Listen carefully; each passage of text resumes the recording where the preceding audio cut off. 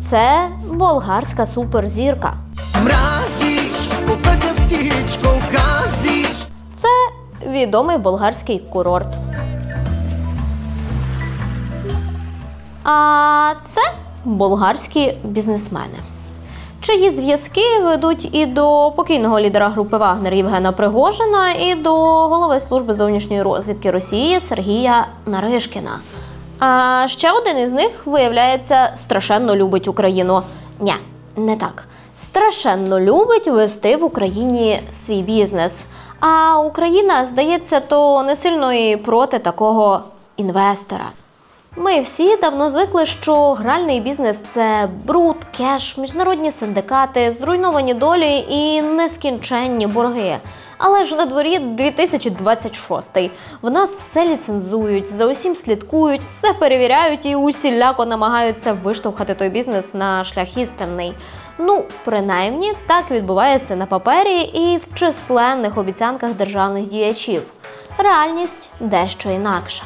В ній компанії з російським душком і проросійськими зв'язками можуть заколабитися з чинним народним депутатом України, щоправда, з тим же душком, і легесенько отримати в Україні всі необхідні дозволи та заробляти бабло.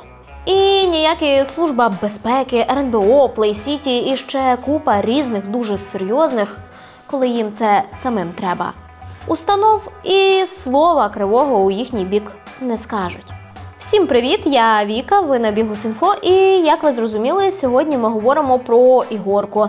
Ну, а якщо конкретніше, про те, як закордонні любителі росіян спокійненько прорвалися на цей наш риночок і тут нині працюють. Так ніби нам на ньому власної нечисті мало. Коротше, тема зрозуміла. Лишається ще нагадати про підписку. Підпишіться на наш канал. Карти кажуть, що вам після цього обов'язково пощастить. І нам. Коротше, всі в плюсі будемо.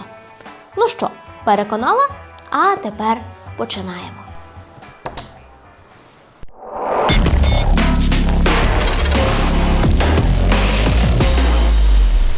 Ситуація з гральним бізнесом в Україні, в принципі, завжди була специфічною. З 90-х до 2009-го взагалі дике поле. Всі робили, що хотіли і як хотіли.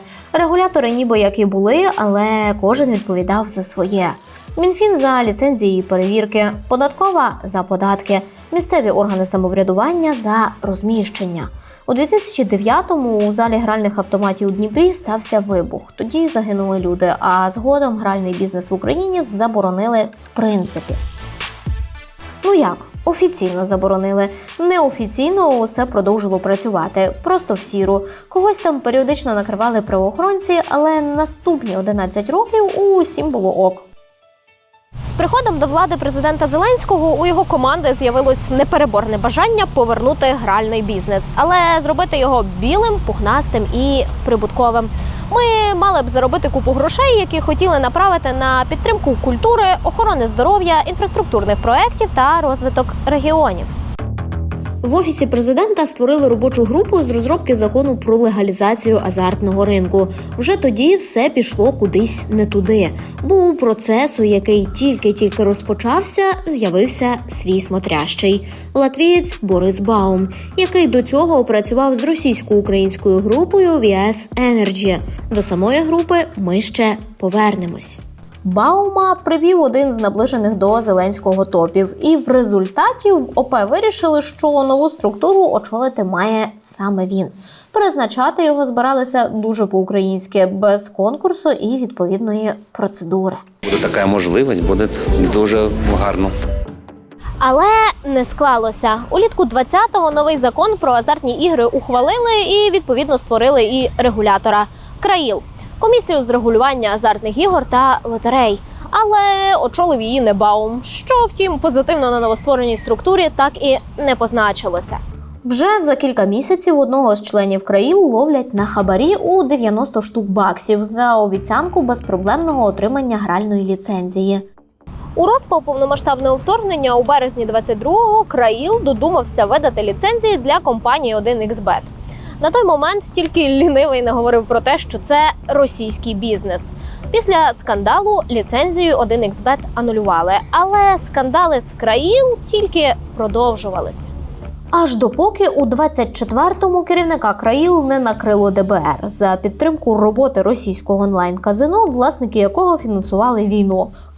Клас! Структуру нарешті ліквідували і створили наступника Play City. За планом все б мало працювати геть інакше і геть по-новому. Ну, як завжди.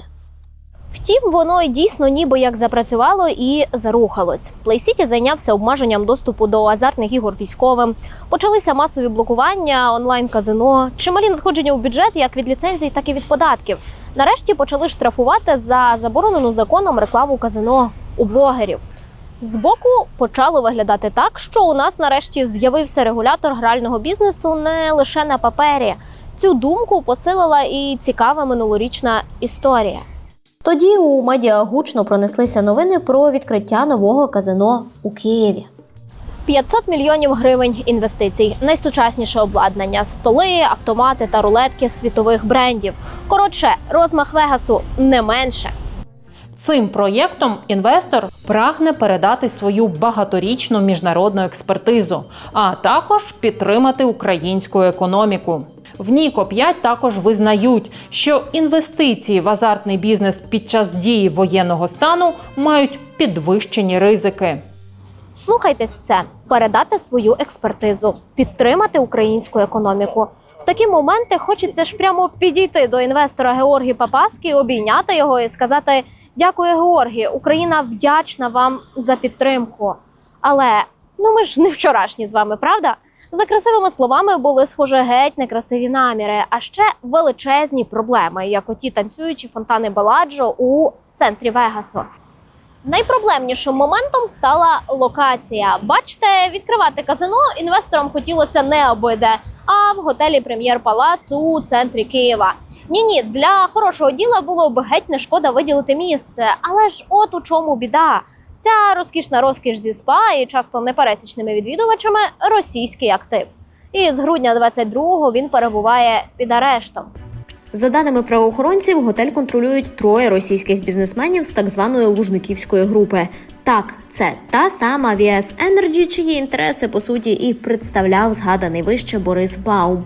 І я ж обіцяла повернутися до неї. От, повертаюся. Контролюють групу Олександр Бабаков, Михайло Воєводін та Євген Гінер.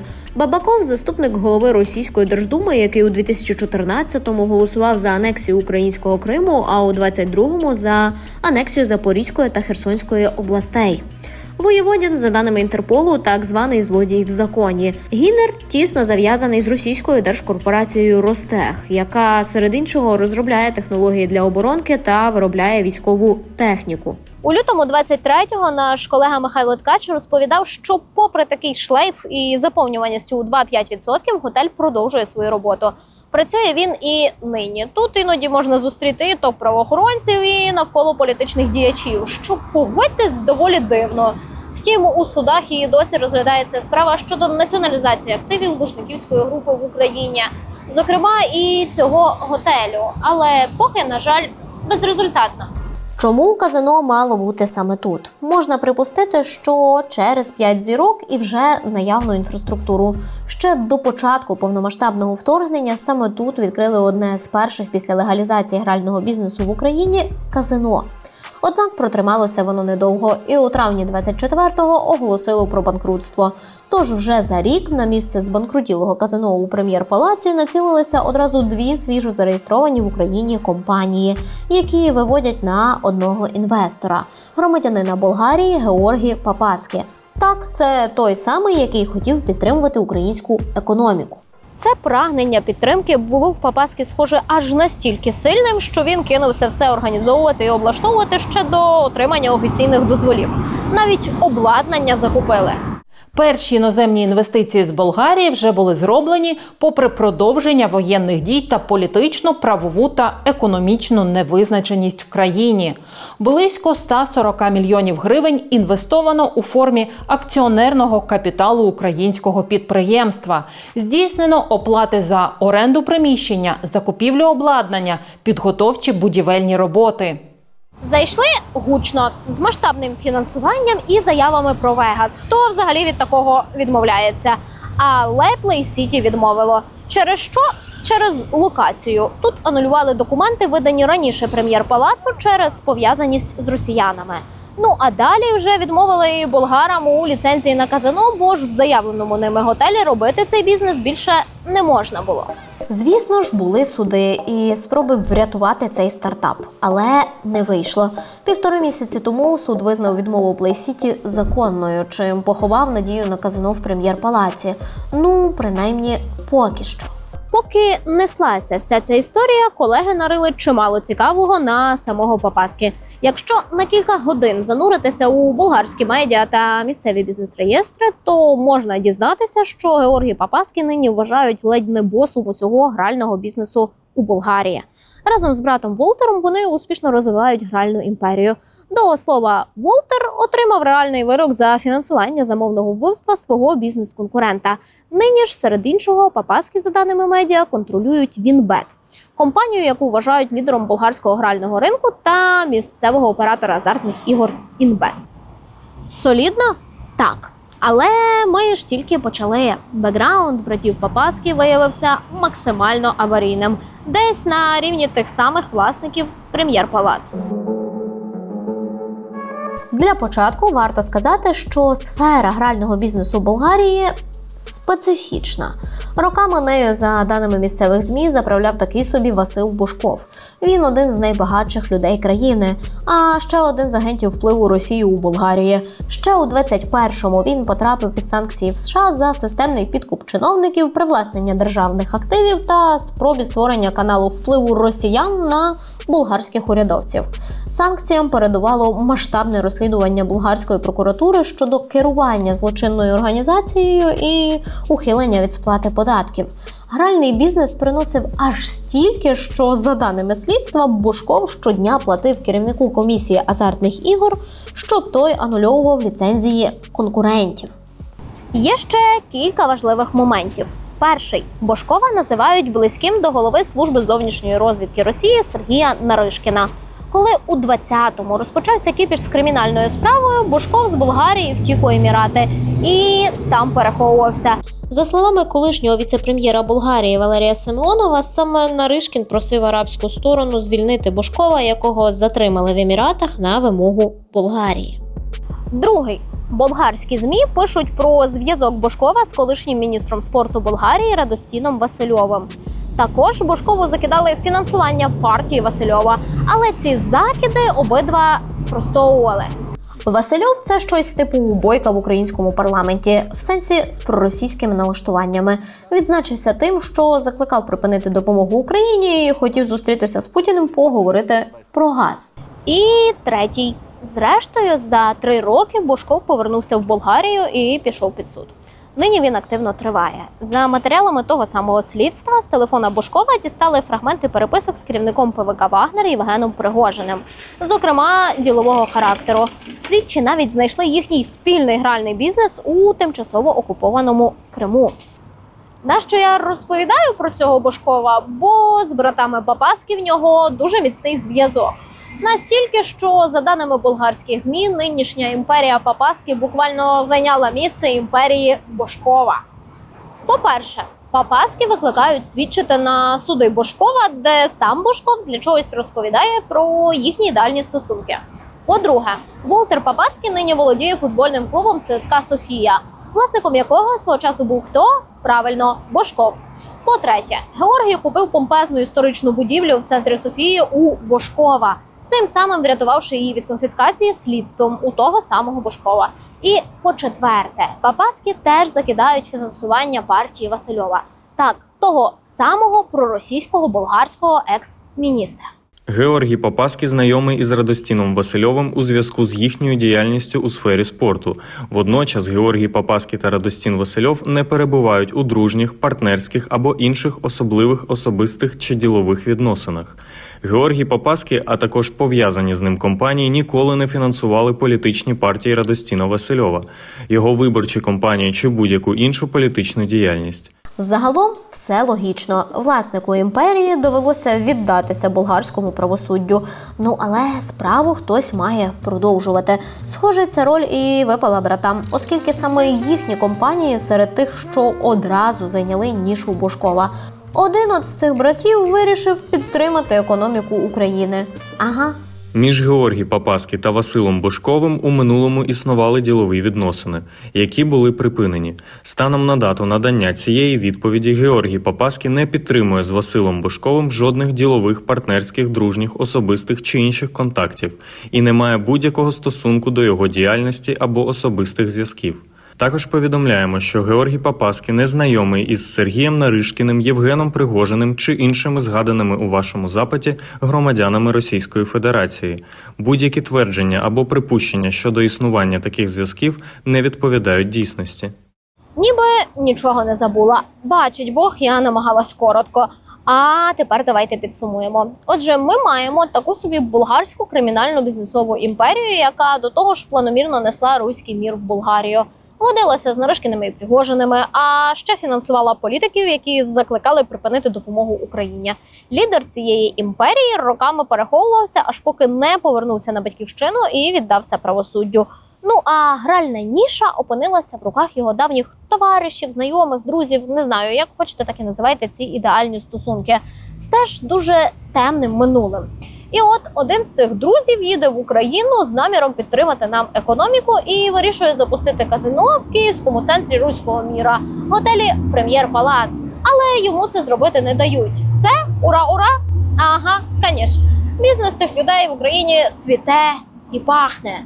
Георгій Попаский категорично не підтримує військову агресію Російської Федерації проти України та засуджує повномасштабне вторгнення. Практичним підтвердженням цієї позиції є те, що після початку повномасштабної війни Георгій Попаский не припинив інвестиційну діяльність в Україні, продовжив розвивати легальний бізнес, створювати економічну цінність та забезпечувати належне виконання податкових зобов'язань перед державою. І ось тут маю зробити паузу і нагадати, що якщо ви давно нас дивитеся, любите наші розслідування, але досі не оформили спонсорство, зараз саме час. Оформлюйте підписку і давайте разом палити схеми і дотискати фігурантів до покарання. Всі лінки традиційно під відео. А хто вже з нами, вам віртуальні обійми від всієї команди. Ось перелік компаній, яким Play City офіційно дозволило надавати послуги у сфері азартних ігор. Він відкритий і публічний. Можете самі його знайти на сайті Держагентства. В цьому переліку є щонайменше дві структури, які успішно працюють в Україні і власниками яких є болгарська гральна імперія. Перша – Pate Play Україна. Нею володіє одноіменна, але вже болгарська компанія Pate Play. Її власник Георгій Попаский. Ця болгарська Pate Play з 22-го швидко почала набирати обертів на міжнародному гральному ринку. Займається вона всім потроху. Виробляє ігрові автомати, розробляє ігри, займається облаштуванням фізичних казино, постачаючи обладнання та дисплеї. На її сайті вказано, що нині у команді понад 200 людей і співпраця більш ніж з 15 країнами. Власне, з Україною теж. Думаю, що нам всім буде вкрай приємно дізнатися про те, що в цій самій Pate Play, за даними болгарських ЗМІ, працювала дружина вже згаданого проросійського болгарського політика Васильова. Того самого, який закликав зупинити підтримку України і хотів зустрічатися з Путіним для почирікать про газ. Щодо працевлаштування дружини Радостіна Васильова, повідомляємо, що вона працювала в одній із компаній Георгій Попаский у період з 25.04.2023 до 18.11.2025 у сфері маркетингу. Її працевлаштування та виконання професійних обов'язків здійснювалися на загальних ділових умовах. Втім, українська дочка компанії з'явилася у березні минулого року і уже в листопаді спокійно отримала ліцензію на діяльність від Play City на надання послуг у сфері азартних ігор. Тож тепер болгарська структура може офіційно співпрацювати з українськими операторами, зокрема постачати програмне забезпечення. Але одна товка з ліцензією для болгарського боса грального бізнесу якось несолідно, погодьтесь. Тому за 4 місяці у березні вже цього року таку ж ліцензію отримала ще одна компанія – Єврогеймс Технолоджі Україна. І так, вона теж є дочіркою болгарської компанії, яка спеціалізується на гральних послугах. Болгарська Єврогеймс Технолоджі займається тим же, що і ПТ Плей – виробництвом, обслуговуванням та продажем грального обладнання і розробкою програмних рішень. Її власник не Папаскі, а Івеліна Міхальова. Вона дуже відома на батьківщині бізнесвумен та інвесторка. До чого тут Папаскі? Все просто. По-перше, українські товки Папаскі і Міхальової були зареєстровані на одній адресі. По-друге, український директор однієї з компаній Папаскі керував компанією Міхальової. Ну і по-третє, за даними болгарських ЗМІ, Міхальова – цивільна дружина брата Папаскі. Сімейні підряди, це ж так по-нашому, по-домашньому, правда? Але чому? Чому у випадку з прем'єр-палацом болгарському бізнесмену з дуже сумнівним бекграундом відмовили, а інші 2 пов'язані з ним компанії спокійненько ліцензували? Справа в тому, що обмеження в законі у нас закладені лише для тих, хто має російське громадянство, резидентство, бізнес в Росії або ж санкції. У історії з прем'єр-палацом вже причиною стала сама локація – арештований готель підсанкційних російських бізнесменів. Перед видачею ліцензій ТОВ ПАТЕ Плей Україна та ТОВ Єврогеймс Технолоджі Україна агентство перевірило подані ними документи на відповідність вимогам законодавства. Крім того, у межах поглибленої перевірки за ініціативою агентства були направлені запити до Служби безпеки України, Державного бюро розслідувань, Національної поліції України, Бюро економічної безпеки, Державної податкової служби та Державної служби фінансового моніторингу. За результатами цих перевірок підтверджених фактів російського контролю, наявності санкцій або інших законних підстав для відмови у видачі ліцензій встановлено не було. Що ж, дуже мило. Водночас ми розуміємо необхідність подальшого посилення механізмів перевірки компаній, які мають намір працювати на українському ринку. Мінцифра за участю PlayCity вже напрацювала зміни до базового закону про азартні ігри, які, зокрема, мають посилити вимоги до перевірки організаторів та зробити державний контроль ефективнішим. На цьому можна було б закінчити. Але, знаєте, мене особисто мучило одне питання. Чому ось цей болгарський бізнес, в принципі, вирішив йти на наш ринок? Тут вистачає і власних гравців, готових дерти горло одне одному за ті ліцензії. Це раз. Але є й друге. Хтось мав допомагати іноземцям тут. Радити, показувати, знайомити. І тут у мене теж знайшлося цікаве. Виявляється, що болгари вирішили вийти на наш ринок не минулоріч, коли розгорівся скандал з прем'єр-палацом, а сильно раніше, ще перед початком повномасштабного вторгнення. Тоді в Києві з'явилося ТОВ Казино Солюшнс, сама назва якого аж занадто прямо натякає на сферу діяльності. Вона займається організацією азартних ігор і програмним забезпеченням.